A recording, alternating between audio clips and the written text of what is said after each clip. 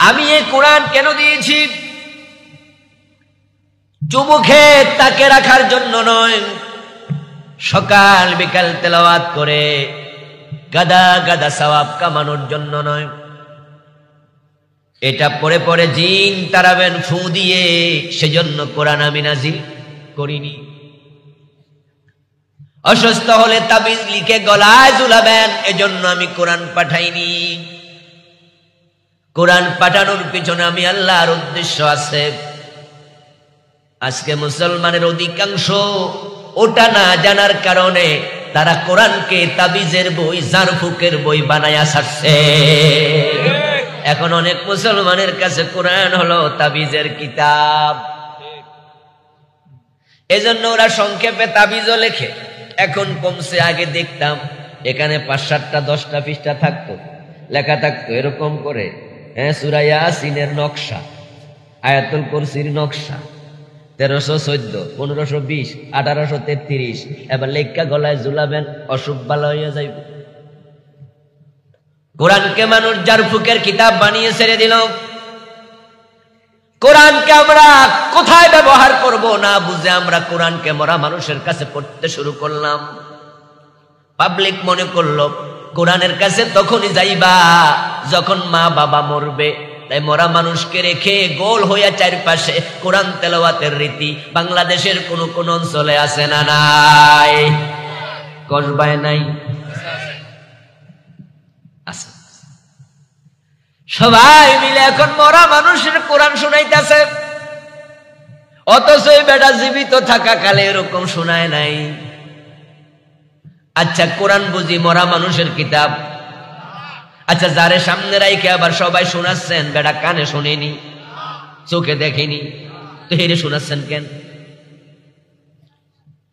আল্লাহ তাআলা বলেন, ইন্না ফী যালিকা লাযিকরা লিমান কানা লাহু কলব আও আলকাস সামআ ওয়া হুয়া শাহীদ।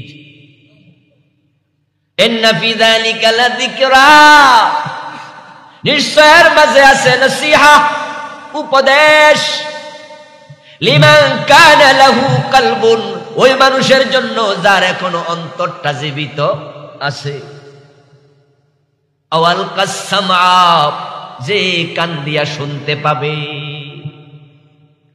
ওয়া হুয়া শাহীদ, কোরআন থেকে নসিহত সেই নেবে যে ব্যক্তি উপস্থিত থেকে কানের চামড়া, চামড়ার কানের সাথে দিলের কান সংযোগ করে শুনবে। এখন যেই বেটা মরে গেল সে তো শুনে না, তার কান আছে, চোখ আছে, দেখে না, হৃদয় আছে, অন্তঃকরণ আছে, মরে গেছে, উপলব্ধির ক্ষমতা নাই। এখন ওর কাছে কোরআন তেলাওয়াত করে লাভটা কি? কোরআন তো এই জন্য আল্লাহ নাজিল করে নাই। কোরআন নাজিল হয়েছিল লিতুখরিজান নাস মিনাজ যুলুমাতি ইলান নূর। ও প্রিয় নবী, আমি এই কিতাব নাজিল করেছি আপনার কাছে, আপনি মানুষগুলোকে অন্ধকার থেকে কোরআন দিয়ে আলোর পথে নিয়ে আসবেন। সুবহানাল্লাহ।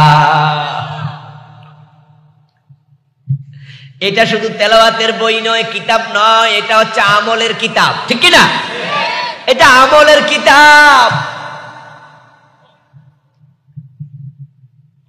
ডাক্তারের প্রেসক্রিপশন মানুষ তেলাওয়াত করে রেখে দেয় না, প্রেসক্রিপশনের আলোকে ওষুধ খায়, ঠিক না?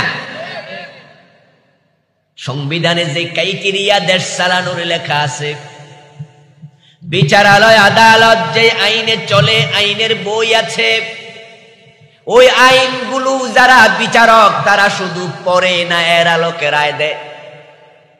কথা বলেন, শুধু পড়ে নাকি রায় দেয়?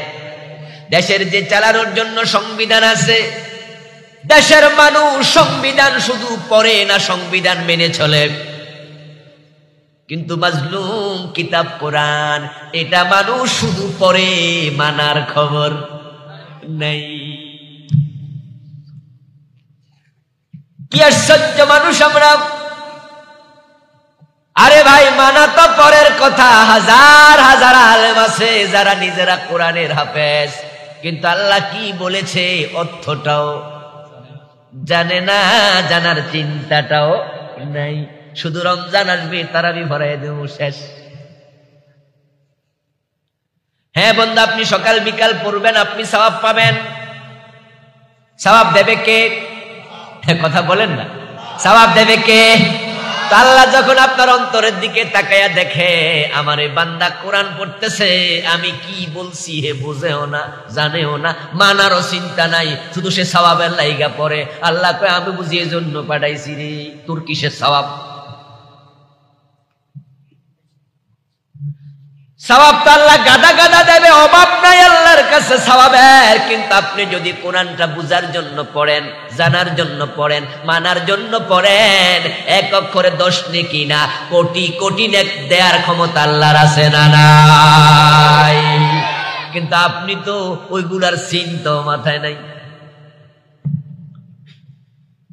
মুসলমান, আল্লাহ তাআলা কোরআন নাজিল করেছেন বিশ্ব নবীর কাছে এমন এক যুগে, যে যুগের নাম ছিল আইয়ামে জাহিলিয়াহ, অন্ধকার যুগ, শিরকের যুগ, কুফরের যুগ, হানাহানির যুগ, মারামারির যুগ, মদের যুগ, সুদের যুগ, অন্যায় অনাচারের যুগ, দর্শনের যুগ, অপহরণের যুগ।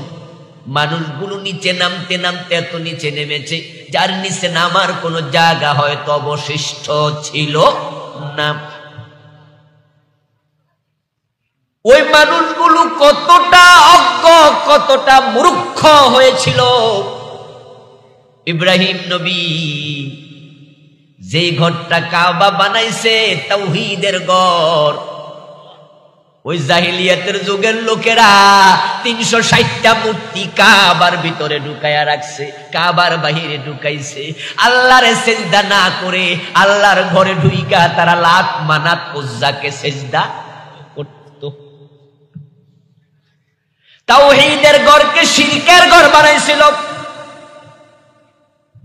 ও মানুষগুলো নিচে নামতে নামতে এতটাই নেমেছে, বাবার সামনে তারা যুবতী মেয়েকে ধর্ষণ করত, ইজ্জত কেড়ে নিত। দিনে দুপুরে বাধা দেওয়ার ক্ষমতা বাবাদের নাই, বাধা দিলে বাবারেও হত্যা করত তলোয়ার দিয়ে। অবস্থা এতটা খারাপ হয়ে গিয়েছিল, বাবা চোখের পানি ছেড়ে দিয়ে কাঁদত। বিচার পাওয়া দূরের কথা, বিচার ছাওয়ার জায়গাও ছিল না। রাগে, ক্ষোভে, দুঃখে ওই বাবার আর একটা মেয়ে হয়েছে। একটা মেয়ের বয়স 18 বছর। বাবার সামনে এলাকার কিছু জালেম মেয়েটার ইজ্জত লুটে নিয়ে গেছে, বাবার সামনে ধর্ষণ করেছে। বাবা বিচার পায় না, বিচার চাওয়ার জায়গা নাই।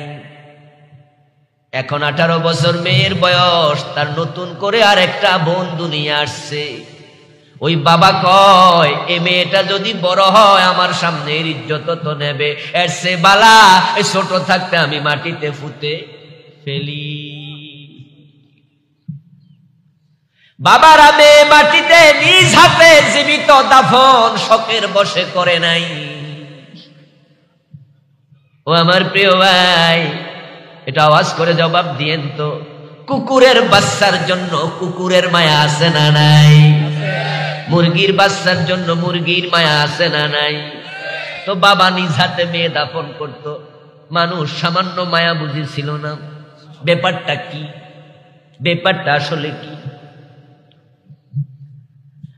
ছোটকালে বাজারে যেতাম, বাড়ির পাশে একটা এলাকা, একই গ্রামে বাজার ছিল। যাওয়ার পথে কিছু বড় বড় হাঁস ছিল, রাজহাঁস, দেখছেন এরকম মাথাওয়ালা। তো পুকুর ছিল, পুকুরের পাশে রাস্তা। রাজহাঁসগুলো বাচ্চা নিয়ে পুকুরে চড়তো, মাঝে মাঝে উপরে উঠতো। আমরা ছোট, রাজহাঁসের বাচ্চার পাশ দিয়ে যদি যাইতাম, রাজহাঁস আইসা দৌড়ি মারতো। এমন ভয় পাইতাম, বাঁচাও কইয়া দৌড় মারতাম। আসলে ব্যাপারটা হলো, রাজহাঁস আমারে কেন দৌড়াতো, একজনের কেন দৌড়াতো? রাজহাঁসের চিন্তা হলো, এই ছেলেটা আমার বাচ্চার ক্ষতি করে কিনা। তাই বাচ্চার কাছ দিয়ে যাওয়ার অনুমতি রাজহাঁস দিত না। হাঁসের বাচ্চার জন্য হাঁসের দরদ আছে, কুকুরের বাচ্চার জন্য কুকুরের দরদ আছে, সিলের বাচ্চার জন্য সিলের দরদ আছে। মুরগি যখন বাচ্চা নিয়ে নামে, বাচ্চা ধরে দেখেন আপনারে খামচি মেরা দেবে, ঠিক না? তো মানুষ বাবা হইয়া নিজ হাতে দাফন করে কেমনে? ব্যাপারটা ছিল এমন, সমাজে মেয়েদের ইজ্জতের কোন নিরাপত্তাই, যুবতী মেয়ে বাবার সামনে ইজ্জত হারাবে, বাবা লাজ লজ্জায় মরে যাওয়ার অবস্থা। এর সে নতুন আর একটা মাইয়া হয়েছে, ছোট্ট কালে মাইরা লাও, যুবতী হওয়ার পর আর টেনশন করা লাগবে না। 10KW তাদের কাছে ছিল খুব প্রিয়। Women, war and wine. War মানি যুদ্ধ, ওমেন মানি নারী, ওয়াইন মানি মদ। আরবের মানুষগুলো পাগলের মতো এই তিনটার সাথে উষ্ট্রে পৃষ্ঠে জড়িত ছিল। কথায় কথায় যুদ্ধ, তলোয়ার নিয়ে হানাহানি, মারামারি, মানুষ মদ পান করতো, ছেলে মেয়ে মা বাবা এক জায়গায় বসে নারীদের সাথে ইজ্জত নিয়ে টানাটানি করতো দিনে দুপুরে। এমন চরিত্রহীন মানুষ, ইজ্জতের নিরাপত্তা নাই, সম্পদের নিরাপত্তা নাই। অবস্থা এমন হয়েছিল, মায়ের ইজ্জত কেড়ে নিয়া, মায়ের গায়ের স্বর্ণ কেড়ে নিয়া, মায়ের কোলের সন্তানটা পর্যন্ত কেড়ে নিয়া মেলায় দাস বানায়া বিক্রি করে দিত। এত খারাপ। এজন্য পৃথিবীর সব মানুষ মিলে নাম দিল আইয়ামে জাহিলিয়া, অজ্ঞতার যুগ, তমসার যুগ, বর্বরতার যুগ। আল্লাহ বলে কিতাব আনজালনাহু ইলাইকা লিতুখরিজান নাসা মিনাজ যুলুমাতি ইলান নূর।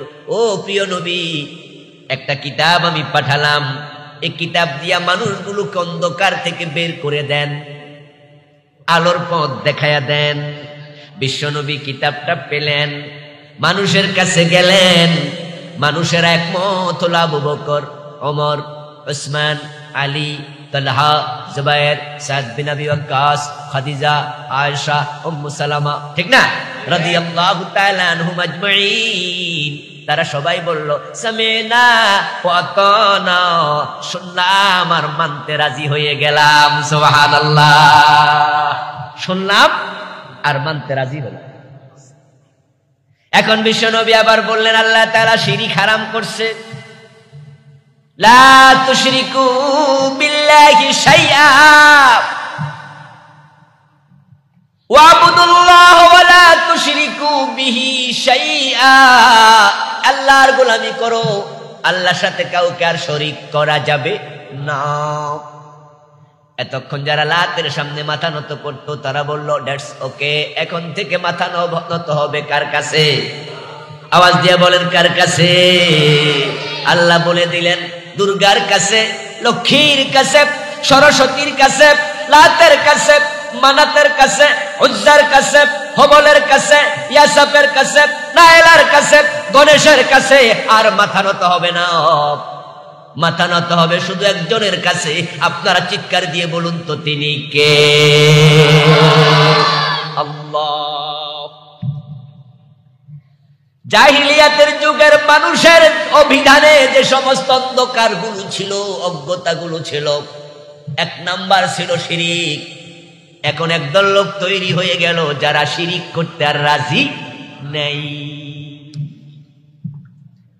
আব্দুল উজ্জার নাম হয়ে গেল আব্দুর রহমান। সুবহানাল্লাহ পড়েন। এই যে হযরত আবু হুরায়রা রাদিয়াল্লাহু তাআলা আনহুর নাম আপনারা শুনেছেন, শুনেন নাই? হাদিসের সবচেয়ে বড় মুহাদ্দিস সাহাবীদের মাঝে, মুকসিরুনদের মাঝে টপ অফ দ্য লিস্ট। হাদিস বর্ণনার ক্ষেত্রে আবু হুরায়রার নাম হলো এক নম্বরে। ওনার নাম ছিল আব্দুল উজ্জা। উজ্জা একটা মূর্তির নাম। কিসের নাম? লাত, মানাত, উজ্জা একটা মূর্তির নাম। উজ্জার গোলাম হযরত আবু হুরায়রা রাদিয়াল্লাহু তাআলা আনহু রাসূলের কাছে আসলেন, কালেমা গ্রহণ করলেন। রাসূল বললেন এখন থেকে তুমি আর উজ্জার গোলাম নও, আনতা আব্দুর রহমান, তুমি রহমানের গোলাম হয়ে গেছো। শিরিক শেষ। মক্কা বিজয় হলো। রাসূল সাল্লাল্লাহু আলাইহি ওয়াসাল্লাম হাতের মাঝে একটি লাঠি নিলেন। হযরত তালহা নামে একজন, আবু তালহা নামে একজন সাহাবীর হাতে মক্কার চাবি ছিল, কাবা ঘরের। আল্লাহর হাবিব ডাকলেন, চাবিটা নিলেন, তালা খুললেন, কাবার ভিতরে ঢুকলেন। অনেকগুলা মূর্তি কাবার ভিতরে তারা রেখে দিয়েছে। প্রিয় নবী হাতে লাঠিটা নিলেন, কোরআন মাজিদের একটি আয়াত পড়তে থাকলেন। আমার সাথে পড়ুন যারা পারেন।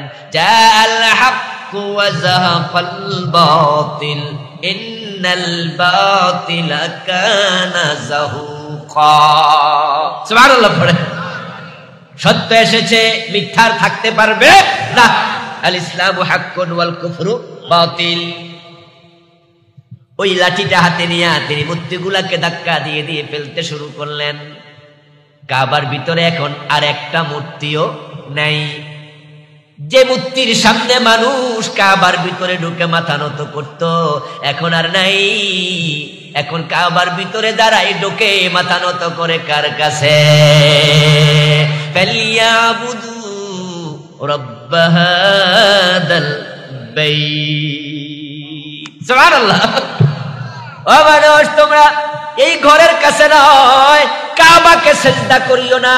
কাবার ইবাদত হবে না, ইবাদত হবে কাবার মালিকের। সুবহানাল্লাহ। ফালিয়াবুদু রাব্ব হাদাল বাইত। শিরিক চলে গেল, লোকজন মদ পান করত।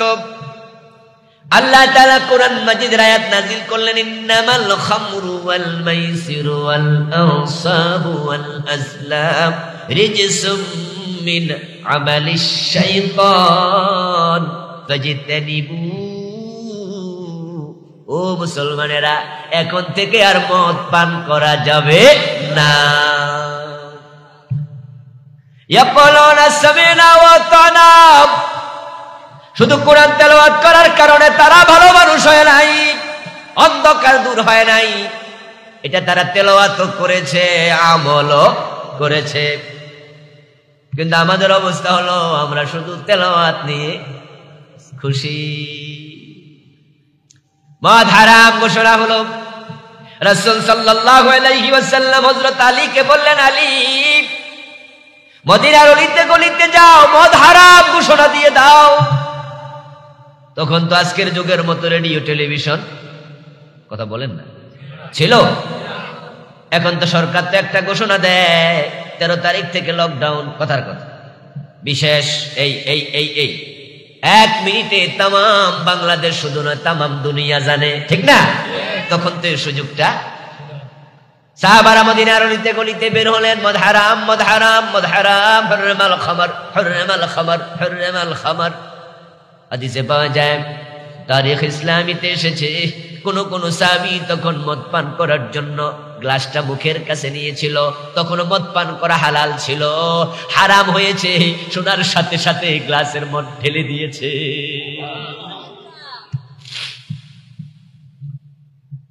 কারো বাড়ির মাঝে মদ বানানোর জন্য খেজুর আঙ্গুর তারা ভিজিয়েছে। 3 দিন 4 দিন 5 দিন পরে মশকে মদ তৈরি হবে, দীর্ঘক্ষণ ভিজে থাকবে। আত্তা গালা ওয়াস্তাদ্দা ফাসারা খামরা।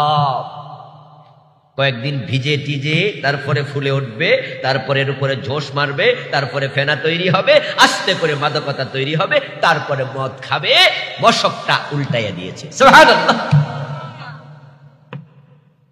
কেউ কেউ মদ পান করছিলেন, এমন অবস্থায় কান আওয়াজ গেছে, কাল হুরমাল খামার, মদ হারাম করা হয়েছে। কানের মাঝে আঙ্গুল গেছে, মুখের মাঝে মদ ছিল, ওইটুকু তো ফেলে দিয়েছে। আঙ্গুল গালের ভিতরে, জিহ্বার ভিতরে ঢুকাইয়া বমি করে পেটেরটাও ফেলে দিয়েছে। এইভাবে একটা একটা করে তারা দিন, কোরআন যত বিধান আছে সব মানতে শুরু করলো। যখন মানুষগুলো মানতে শুরু করেছে, হত্যা করা যাবে না এমন বিধান কোরআনে আছে না নাই? কথা বলেন না, আছে না নাই? অন্য মানুষকে সাহায্য করে এমন কথা কোরআনে আছে না নাই? তাআওয়ানু আলাল বিররি ওয়াত তাকওয়া লা তাকতুলু আনফুসাকুম। এইভাবে কোরআনে যা আছে সব মানতে শুরু করেছে। এখন অবস্থা এমন হয়ে গেল, প্রিয় নবী ঘোষণা করছেন, খায়রুল কুরুনি করনি। তোমরা সব মানুষ মিলে নাম দিয়েছো আমার যুগ, জাহিলিয়াতের যুগ, অন্ধকার যুগ। আর এমন এমন পরিবর্তন আমি করে দিলাম আল্লাহর কোরআন দিয়া।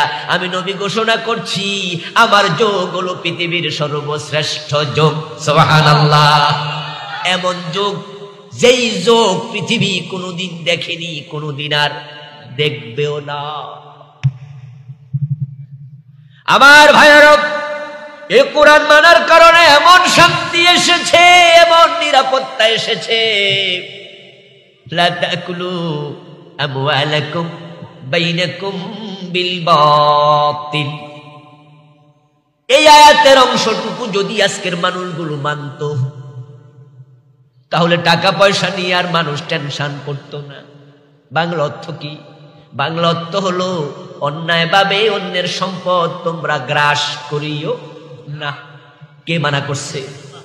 কথা বলেন না ভাইরা, কে বলেছে? এখন কোরআন তো মানার কিতাব, এটা জানার কিতাব, এটা মানার কিতাব। এই সূত্র যদি আজকে আমরা সমাজে প্রতিষ্ঠা করতে পারতাম, তাহলে কেউ কাউকে ওজনে কম আর, কথা বলেন না কেন, মালে ভেজাল, অন্যের জমি দখল, জাল দলিল, ঘোষ, সুদে টাকা, ঠকতো না, ঠকাতো না, কত শান্তি আসতো। সবার অন্তর একটাই চিন্তা ঢুকতো, অন্যায় ভাবে মাল কামাই করতে মানা করছে কে? তাই যদি তার মালের মাঝে কোনো বেজাল থাকতো, ওই বেজাল মাল লুকাইয়া বেচা খুশি হইয়া বাড়িতে দৌড় মারতো না, বরং সে বেজালটা উপরে দিয়া বলতো, ভাই একটু বেজাল আছে দেখে নেন, প্রয়োজনে 5 টাকা কম দেন, কারণ আমার আল্লাহ কইছে কাউকে ঠকানো যাবে না।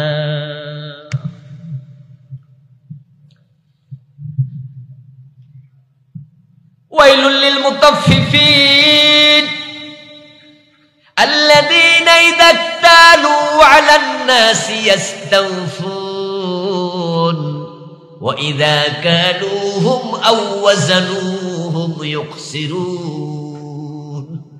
ও আমার প্রিয় ভাইরা, কোরআনের এই আয়াত দুটি যদি মানুষ মানত, তাহলে সমাজে কি পরিমাণ শান্তি যে আসতো কল্পনা করতে পারতেন না। আল্লাহ তাআলা বলছেন, যারা ওজন করার সময় মানুষকে কম দেয়, আনার সময় বেশি আনে, তাদের জন্য আমি ওয়াইল দোজক বানাইছি। আল ওয়াইলু আদিন ফি জাহান্নাম ইয়াবি ফিহিল কাফিরু 40 খরিফা ক্বাবলা আন ইয়াবলাগা কা'রা। সুনানুত তিরমিজির হাদিস, প্রিয় নবী বলেন, ওয়াইল হচ্ছে জাহান্নামের একটা গর্তের নাম, যে গর্তের দিকে জাহান্নামীকে ফেলে দিলে তলায় যেতে 40 বছর লাগবে। ওই ওয়াইল দোজক আমি ওজনে যারা কম দেয় তার জন্য বানাইছি। সাহাবায়ে কেরাম কোরআনের শত শত আয়াত পেয়েছেন, মেনেছেন, এসেছে, গ্রহণ করেছে। একটা বক্তব্য ছিল সামিনা ওয়া আতানা, শুনলাম আর মানলাম। আর যারা মুনাফিক ছিল, কাফের ছিল, তাদের বক্তব্য ছিল সামিনা ওয়া আসাইনা, শুনলাম কিন্তু মানলাম না। আপনাদের কাছ থেকে আমি জবাব চাই, কলিজার ভিতর থেকে জবাব দেবেন, বুঝে শুনে দেবেন, নিজের চিন্তা পরিবর্তনের নিয়ত নিয়ে জবাব দেবেন। মুমিনদের বক্তব্য ছিল শুনলাম আর মানলাম, মুনাফিক কাফেরদের বক্তব্য ছিল শুনলাম কিন্তু মানলাম না। আমাদের অবস্থা কোন? শুনলাম আর মানলাম যদি এটাই হয়, আপনি মুমিনের মাঝে আছেন। শুনলাম কিন্তু মানলাম না, আপনার নাম মুমিনের কাতারে নেই।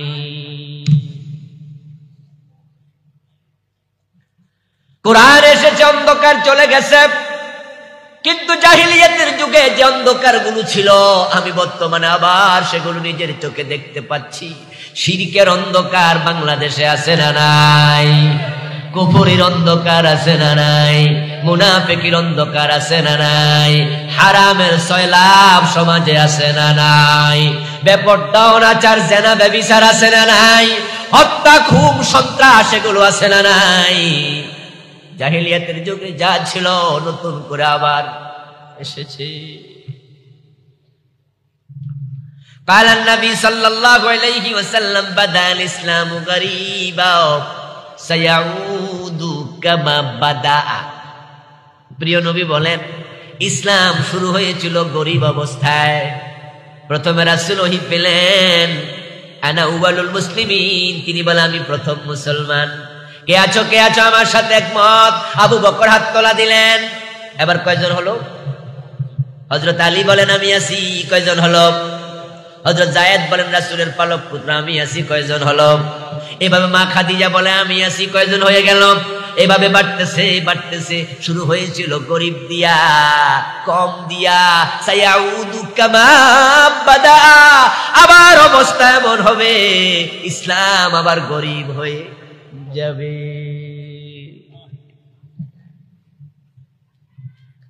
ইয়াতি আলান নাস জামান, মানুষের কাছে এমন একটা জামানা আসবে, ইয়াজতামিউনা ফিল মাসাজিদ লাইসা ফীহিম মুমিনুন, মসজিদে লোকে নামাজ পড়বে কিন্তু একটারও ঈমান থাকবে না। টুপি থাকবে, দাড়ি থাকবে, পাজামা পাঞ্জাবি পাগড়ি সব থাকবে কিন্তু ঈমান থাকবে না। এমন একটা জামানা আসবে।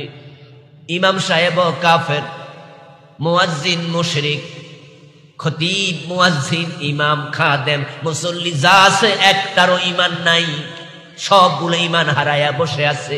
এমন একটা জামানা আসবে। 1400 বছর আগে রাসূল বলেছেন। আমি জানতে চাই, বলুন তো একটু আন্দাজ করে, ওই জামানা আসবে না এসে গেছে? কথা সত্য, এসে গেছে। এমন মসজিদ আমি নিজে চিনি যে মসজিদের ইমাম কাফের, মুয়াজ্জিন কাফের, মুসল্লি সবগুলো কাফের। আপনারাও চিনেন, বললে ক্লিয়ার হবে। যদি এমন মসজিদ দেখতে চান, ঢাকার বকশী বাজারে যান, সেখানে কাদিয়ানীদের মসজিদ আছে না নাই? একবারে ফজলে রাব্বি হলের বিপরীত পাশে, রাস্তার এই পাশে ফজলে রাব্বি হল, ওই পাশে কাদিয়ানীদের মসজিদ। মাদ্রাসা বোর্ডের পাশে ডাকালিয়ার কাশগড়ি হলের অপোজিটে কাদিয়ানীদের মসজিদে কি ইমাম নাই? কথা বলেন। মুয়াজ্জিন নাই, নামাজ পড়ে না, আজান দেয় না, টুপিদারি নাই। ইমানওয়ালা কয়জন? ইমাম ও কাদিয়ানী, মুয়াজ্জিনও। কথা বলেন না ভাই। ইমাম কি? মুয়াজ্জিন কি? মুসল্লি কি? মুমিন আছে কয়জন? হাদিস হুবহু মিলে গেল, হাদিসের মিসদাক পাওয়া গেল। এমন এক জামানা আসবে মসজিদ গুলোতে মুসল্লি থাকবে, মুমিন একটাও থাকবে না, সবগুলো কাফের। তার বাস্তব উদাহরণ কাদিয়ানীদের মসজিদ। নিজেরা খুশি, যাক আমরা বাঁচলাম না। দোস্ত অবস্থা আরো অনেক মসজিদে আছে। মসজিদে গিয়ে আল্লাহরে সেজদা দেয়, আবার দরবারে গিয়ে পীরের পায়ে সেজদা দেয়। এমন মসজিদের মুসল্লি বাংলাদেশে আছে না নাই? ওই ইমাম দেখেও বাধা দেয় না, ইমামের মুসল্লি পীরের পায়ে সেজদা দেয়। মসজিদের পাশে মরা পীরের কবর। শাহালি মসজিদে দেখবেন, ঢাকায় গেলে শাহালি মসজিদ, মিরপুরে কত চমৎকার মসজিদ। শাহপরান রাহিমাহুল্লাহকে দাফন করা হয়েছে সিলেটে, সেখানে আপনি দেখবেন কত সুন্দর মসজিদ। আমার চোখ সাক্ষী, আমি দেখেছি শাহপরানের মাজারে সেজদা দিচ্ছে লোকজন। ওই মাজার গুলোতে পাবলিক সেজদা দেয়, ইমাম সাহেব বুঝি জানে না। আমি ঢাকা থেকে যাইয়া দেখে লাইলাম, উনি পাশে থাইকা দেখে না, লিখে দিছে মাজারের পাশে মাজারে সেজদা দেয়া নিষেধ। ঠিক সাইনবোর্ডটা আছে যেখানে নিচে সেজদা মারতাছে। বাংলাদেশের বিভিন্ন জায়গায় রাস্তার পাশে দেখবেন লেখা আছে এখানে গাড়ি দাঁড়ানো, ওখানে দাঁড়াইছে একটু বেশি। এখানে প্রস্রাব করিবেন না, ওখানে প্রস্রাবের দুর্গন্ধে হাঁটা যায় না, মানা করলে আরো বেশি করে। সেজদা মারতেছে লোকজন পীরের পায়ে, সেজদা মারতেছে মরা পীরের মাজারে। আপনারা যারা মাসালা জানেন তারা বলুন তো, আল্লাহকে ছাড়া অন্যকে সেজদা দিলে ঈমান থাকে না চলে যায়? শেষ, ঈমান। কাদিয়ানী কাফের হলো এক জায়গায়, আর এই লোকগুলো মুশরিক হলো আরেক জায়গায়। এইভাবে এক একজন এক এক জায়গায় ঈমান হারাতে থাকবে, ঈমান চলে যাবে, চলে যেতে যেতে অবস্থা হবে এমন, তখন মসজিদে নামাজি আছে, মুমিন আর একটাও নেই। নির্বাচন যখন আসে তখন কিছু মুসলমান নতুন করে মুশরিক হয়। শিরক এবং ঈমান এগুলো একবারে ঠুনকো জিনিস। কাঁচের গ্লাস আমার হাতে যেখানে নাই থাকলে কাঁচের গ্লাস দেখাতাম, ফেলে দিলেই শেষ। একটা কাফের যদি মুসলমান হতে চায় তাহলে কতক্ষণ লাগে? কতক্ষণ? 30 সেকেন্ডও লাগে না। ওই লোকটা আসলো, হুজুর আমি মুসলমান হতে চাই। আমি প্রশ্ন করলাম, জেনে বুঝাইছনি?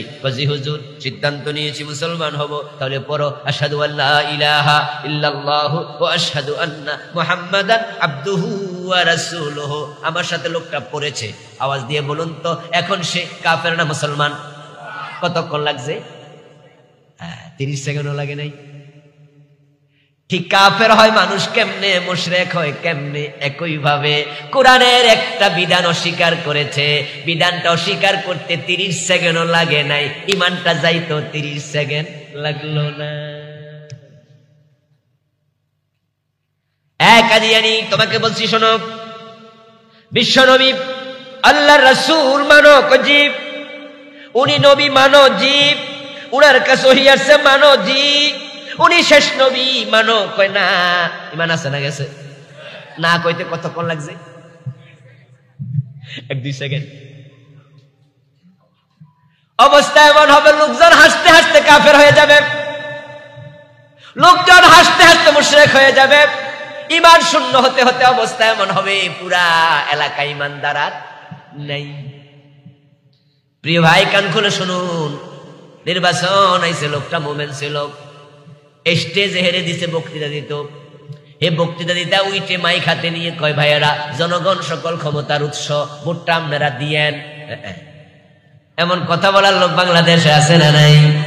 জনগণ সকল ক্ষমতার উৎস, এটা বিশ্বাস করলে ঈমান চলে যাবে 1 সেকেন্ডেই। কারণ এটা কোরআনের একবারে উল্টা। কোরআনে আছে ক্ষমতার উৎসকে।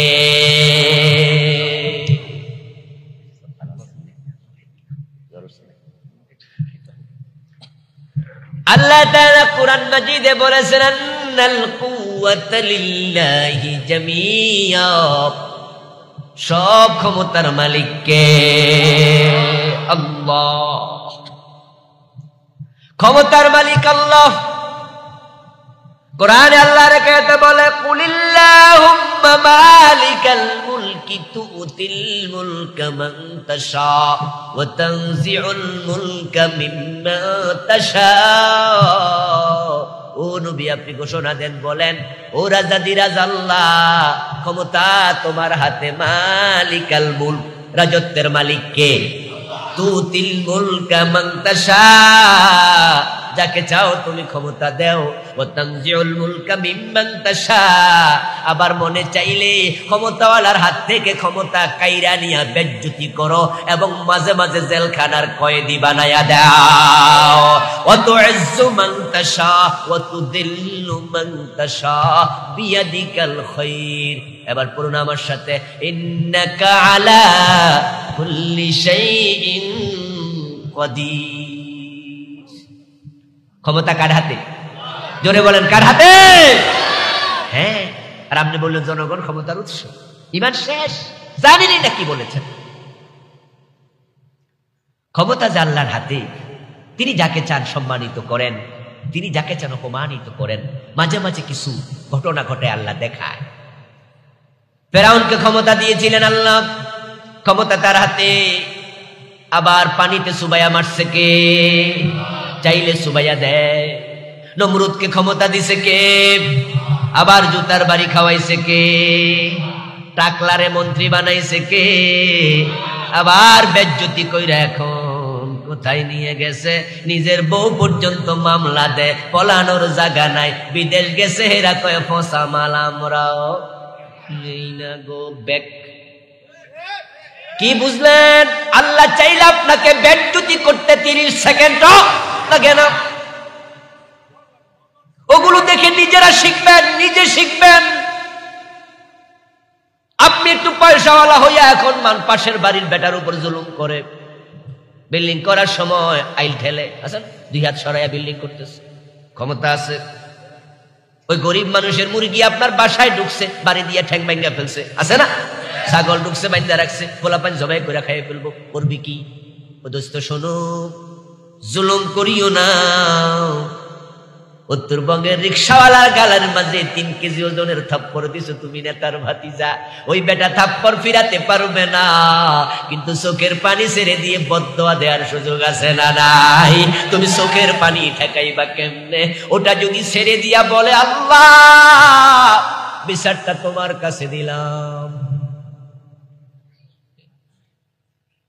এবার একটু বলুন তো, আপনি যে 3 কেজি ওজনের থাপ্পড়টা দিলেন, আকাশের মালিক আরশের মালিক যদি কয় ঠিক আছে আমি তোর গালের মাঝে 10 কেজি ওজনের থাপ্পড় ফিরাবো, আল্লাহর ক্ষমতা আছে না নাই? ওটা ঠেকানোর ক্ষমতা তো কারোই নেই। ওয়াত্তাক দাওয়াতাল মাজলুম ফাইন্নাহু লাইসা বাইনাহা ওয়া বাইনাল্লাহি হিজাব। প্রিয় নবী বলেন, মাজলুমের বদদোয়ার ব্যাপারে সাবধান, কারণ মাজলুমের বদদোয়া এবং আল্লাহর মাঝখানে কোনো পর্দা থাকে না। দাওয়াতুল মাজলুম ইয়ারফাউহা আল্লাহু ফাওকাল গামাম ওয়া ক্বালা লাহা লানসুরান্নাকা ওয়ালাউ বা'দা হিন। মাজলুম যখন বদদোয়া দেয়, আল্লাহ বদদোয়াটারে লইয়া মেঘমালার উপরে নিয়ে রেখে দেয়,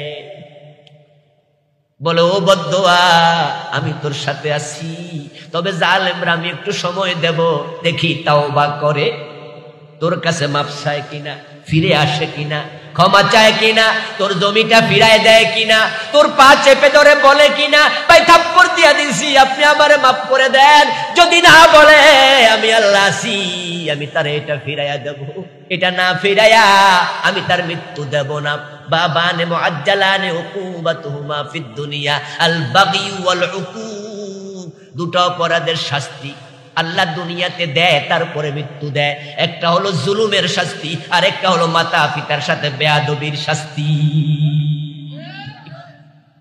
নির্বাচন আসলো, আপনি কথা বলে মুশরিক হলেন, আপনি জানেন না শিরিক করলেন, ঈমান চলে গেল।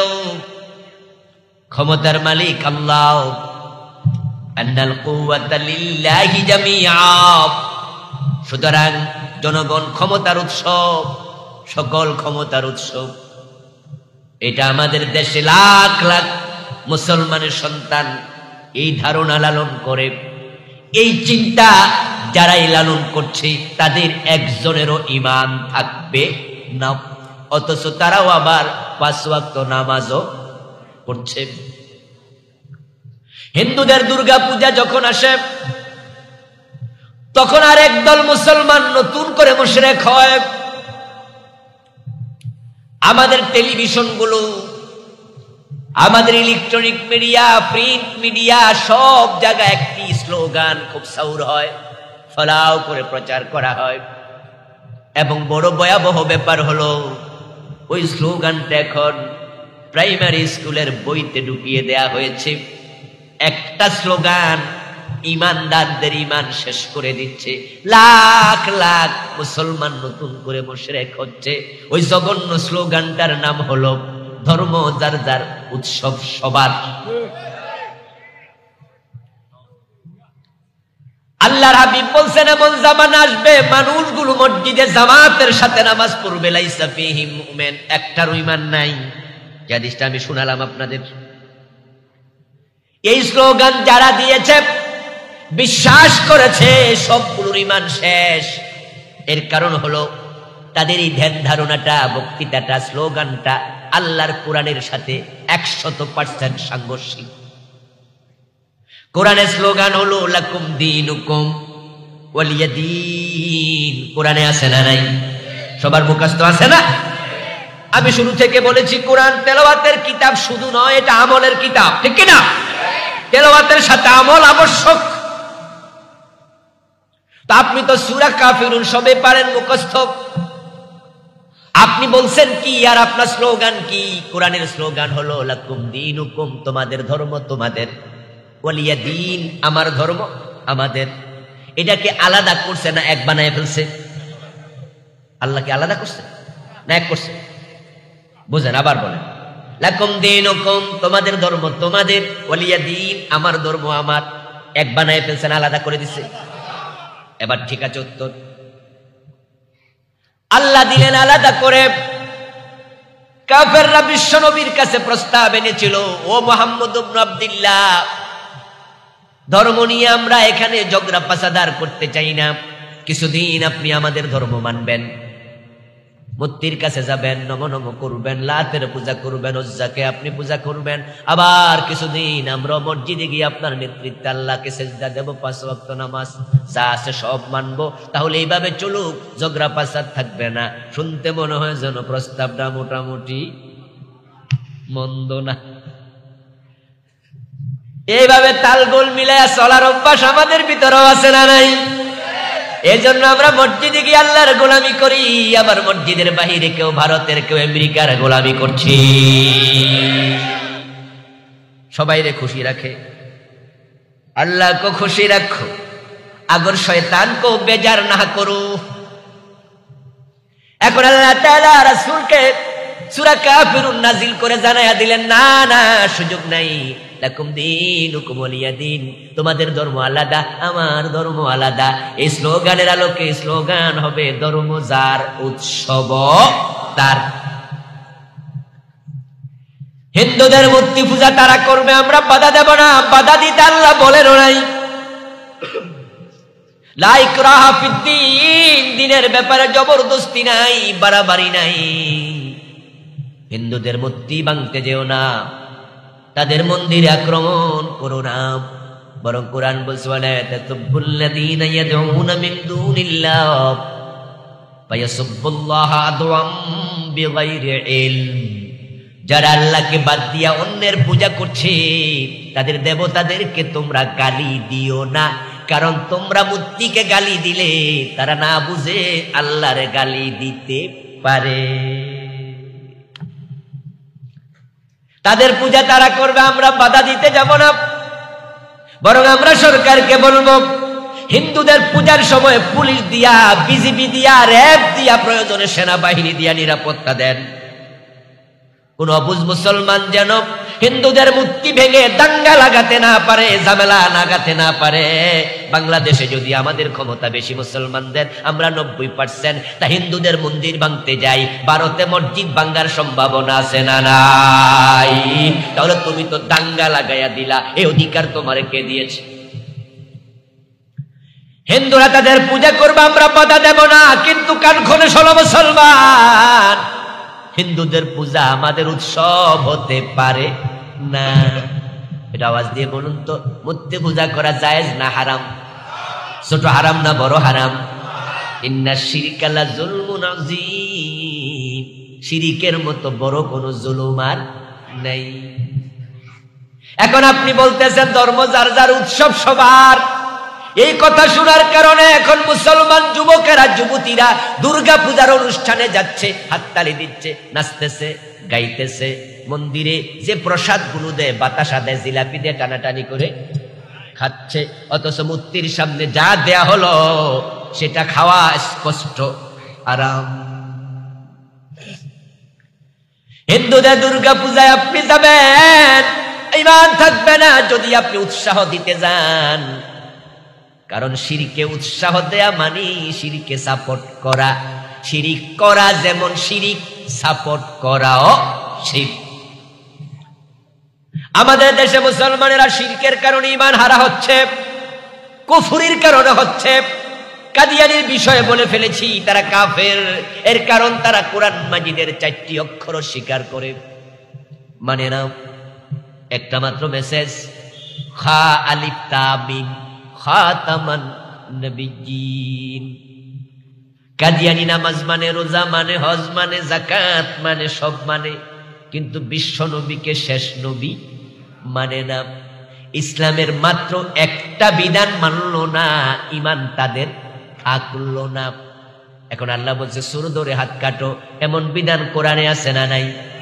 50 বছরে মানছেন কয়দিন? বাংলাদেশের বয়স তো 50 পার হয়ে গেল। জেনা করলে অবিবাহিত হলে 100 বেত লাগাও, বিবাহিত হলে পাথর মারো, এমন বিধান ইসলামে আছে না নাই? কোরআনের এই বিধান মানছেন 50 বছরে কয়দিন? কোন আদালতে রায় দিয়েছে? প্রিয় নবী তো বলেছেন, আমার মেয়ে ফাতেমা চুরি করলে ফাতেমার হাতটাও কেটেই দেব। মদ পান করলে 80 বেত লাগাতে হবে, এমন বিধান ইসলামে আছে কিনা? হযরত ওমর তো নিজের ছেলেকেও রেহাই দেন নাই মদ্যপানের অপরাধে। প্রিয় পুত্রকে নিজ করে মেরেছ দোররা, মরেছে পুত্র তোমারই চোখের পরে। বাংলাদেশে মদ আছে, ইয়াবা, হেরোইন, ফেন্সিডিল আছে, চলছে, হাজার হাজার যুবক শেষ হয়ে গেছে। কিন্তু 50 বছরে বাংলাদেশে 80 বেতের আইন কোন আদালত রায় দিছে? কাদিয়ানি মানে নাই কয়টা মেসেজ, আমরা মানি না কয়টা? এমনি কই মানি তো মানলে আমল কই? আচ্ছা, আপনাদের কাছ থেকে একটা ফতুয়া জানতে চাই, সহজ ফতুয়া, পারবেন? এজন্য দায়িত্ব দিলাম। একজন লোক বলে নামাজ ফরজ আমি জানি, কিন্তু জীবনও পড়ে না, এ জানার মানে কি? এই মিয়া, রোজা কি নফল না ফরজ? রমজানে কয় ফরজ, রাখছনি? কয় না, জীবনে কোনোদিন রাখছি না। তো মানলা কেমনে? বুঝলাম। চোর ধরে হাত কাটো, তেলাওয়াত করলা কোরআনে, 50 বছরে মানলা না। আমার বন্ধু কাদিয়ানি মানে না 4 অক্ষর খালিফ তামিম, আর কোরআনের কত ডজন ডজন অক্ষর আপনারা আমরা অনেকে মানি না। আল্লাহ বলছেন লাহুল খালকু ওয়াল আমর, সাবধান, সৃষ্টি যার, আইন চলবে শুধুই তার। এখানে অক্ষর আছে 15টা। এবার আপনারা একটু বলুন তো, সৃষ্টিকার? সবাই বলুন, আরো জোরে বলুন, সৃষ্টিকার। আইন চলবে কার? চলছেনি? এই যে চলছে না কেন? কারণ আপনারা আমরা অনেক নামাজি আল্লাহর আইনের পক্ষে আসতে পারি নাই, বরং আল্লাহর আইনের কথা শুনলে চেহারা কালো হয়ে যায়, এমন নামাজিও আছে না নাই? শুধু আল্লাহর আইনের পক্ষে ওয়াজ করার জন্য খতিবের চাকরিটাও গেছে, এমন মসজিদও আছে। আল্লাহর আইনের কথা বলার কারণে মামলা দিছে জঙ্গি বইলা, এমন ঘটনা আছে না নাই? ওই লোকগুলো মুমিন থাকলো কেমনে? ভোটার লিস্টিতে মুমিন বাড়ছে, বাস্তবে তা নয়। হাদিস, লা তাকুমুস সাআতু ওয়ালা আহাদিন ইয়াকুলু আল্লাহ আল্লাহ, রাওয়াহু মুসলিম। প্রিয় নবী বলেন, যতদিন পর্যন্ত আল্লাহ আল্লাহ বলার মতো একজন মুমিন থাকবে, কিয়ামত হবে না। এবার হাদিসের একটু বিপরীত পাশে চলে যান, কিয়ামত কি হবে নাকি হবে না? তাহলে বোঝা গেল এই হাদিসের বিপরীতে গেলে দেখা যাবে কিয়ামত যখন হবে একজন মুমিনও আর থাকলো না, থাকলে তো কিয়ামত হবে না। 1971 সালে দেশ স্বাধীন হলো। 71-এ দেশ যখন স্বাধীন হয়, মানুষ ছিল 7.5 কোটি। 50 লক্ষ বাদ দেন হিন্দু, বৌদ্ধ, খ্রিস্টান, মুসলমান ছিল 7 কোটি। এখন 2022 চলছে, মানুষ আছে প্রায় 18 কোটি। 2 কোটি যদি বাদ দেন হিন্দু, বৌদ্ধ, খ্রিস্টান, অন্য জাতি, তাহলে মুসলমান হয়ে গেছে 16 কোটি। ছিল 7 কোটি, এখন হয়েছে। এবার বলুন তো, 10 বছর পরে কি কমবে না আরো বাড়বে? 20 বছর পরে কমবে না আরো বাড়বে? তো মুসলমান যেমনে বাড়তেছে, কিয়ামত হইব কেমনে?